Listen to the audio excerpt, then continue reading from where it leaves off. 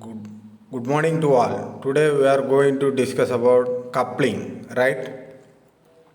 What is coupling?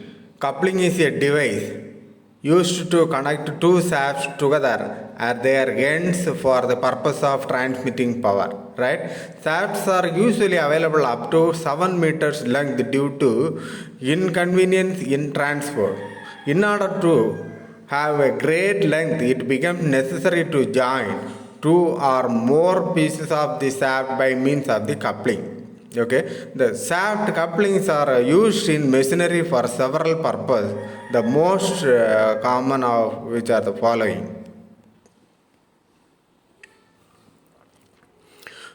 First point, to provide for the connection of shaft of units, those are manufactured separately, such as a motor and a generator, and to provide for the disconnection for repairs or alternation.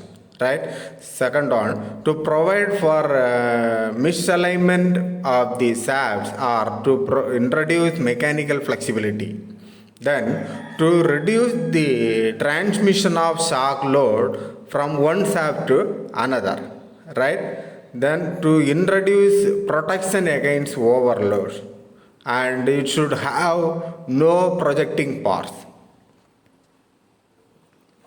Then, we are going to discuss types of shaft. Generally, we have two types of shaft, types of coupling, right? First one is rigid coupling. Second one is flexible coupling, right? What is rigid coupling? Rigid coupling is used to connect two shafts which are perfectly aligned, right?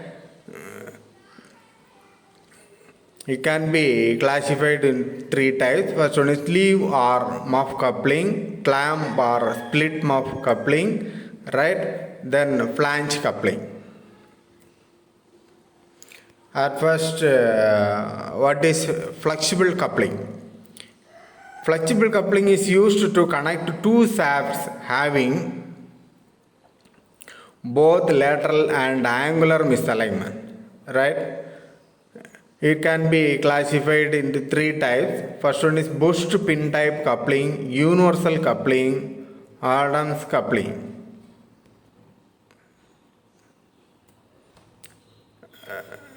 This is muff coupling, right? That figure is shown here.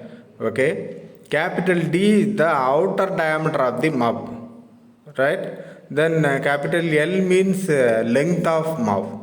Small d is shaft diameter, right?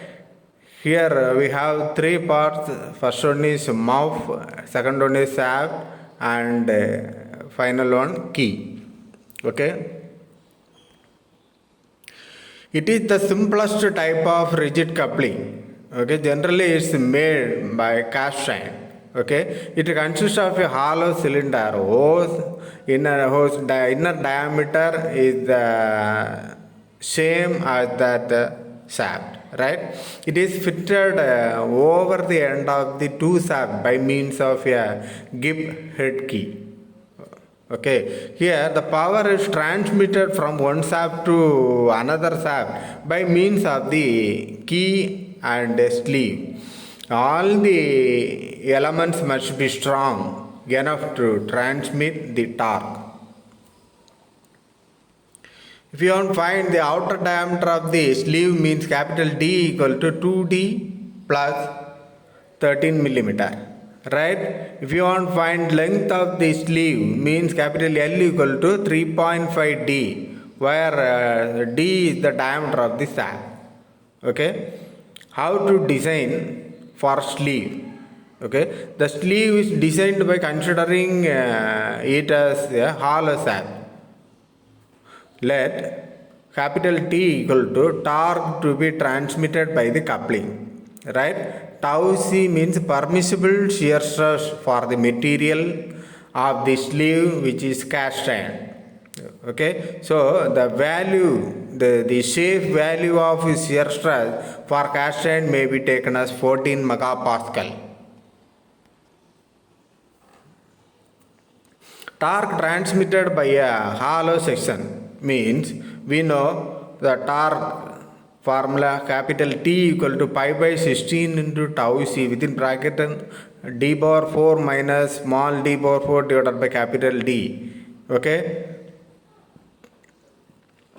Here that is equal to pi by 16 into tau c into d cube within bracket 1 minus k power 4, right? K means k equal to small d power capital D, right? From this expression, the induced shear stress in the sleeve may be checked, right? By using this formula, we can check the induced shear stress in the sleeve. Right, then we are going to design for key, right? The width and thickness of the coupling is obtained from the proportions. The length of the coupling key is at least equal to the length of the sleeve, right? The coupling key is usually made into two parts so that the length of the key in each shaft.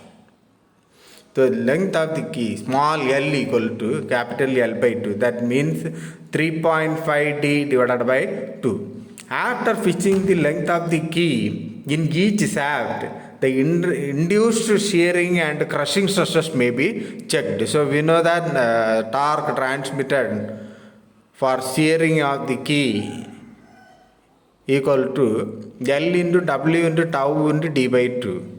Right, if you want crushing of the key means capital T equal to L into T by 2 into sigma C into D by 2. This is the suitable formula, right? Thank you.